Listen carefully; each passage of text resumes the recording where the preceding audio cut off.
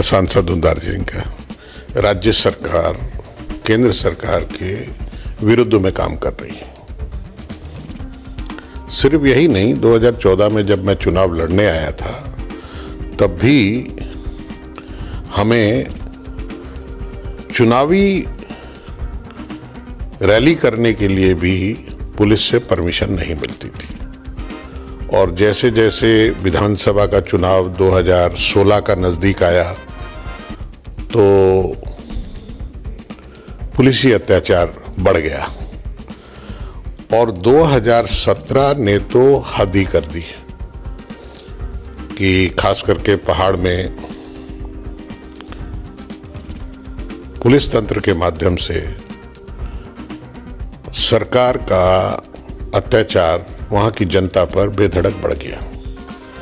भाषा को लेकर एक बयान शिक्षा मंत्री का और मुख्यमंत्री का, उसने आग लगाई कि 3 लैंग्वेज फॉर्मूला में हम अपनी मातृभाषा को नहीं छोड़ सकते।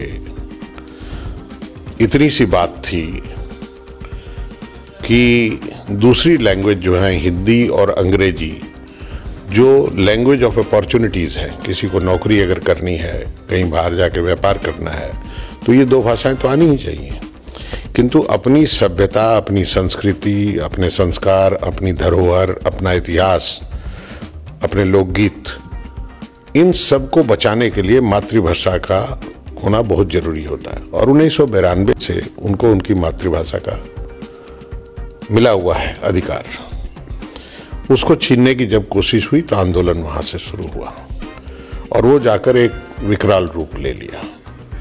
अगर उसी आंदोलन को अगर सरकार चाहती तो सलाह से टेबल पर डिस्कस करके कुछ सुलह कर सकती थी, पर मुख्यमंत्री का ऐसा कहना, जो हमसे टकराएगा और चूर चूर हो जाएगा, इस तरह का मिरिक में भाषण, जिसने एक बड़ी विगम परिस्थिति में डाल दिया पहाड़ वासियों को। और आज भी कई हजार परिवार अपना घर बार छोड़कर बाहर हैं आतंक के कारण। और कईयों के अभी कल कालिम्पोंग में फिर किसी की कुर्की जब्ती की है। इसके पहले भी बिमल गुरुंग के समर्थकों को के जितने घर हैं, बिमल गुरुंग का खुद का घर, सबकी, नीमा तमांग का घर, सबकी कुर्की जब्ती की गई है। ये दुर्भाग्यजनक है, क्योंकि हमारा क्रिमिनल जूरिस्प्रूडेंस कहता है till the guilt is proved everybody is innocent and a innocent should get a chance to plead his case. पर वो बात बंगाल में चरितार्थ नहीं होती। बंगाल में जिस टाइम आप किसी की नजर पे चढ़ गए हैं, उसी टाइम आप दोषी भी हो गए और आप सिर्फ दोषी नहीं हुए, आप बंदी भी हो गए। और अब चूंकि चुनाव आ रहे हैं, ऐसे में वहां राजनीतिक माहौल को भी गरमाने की कोशिश की जा रही है।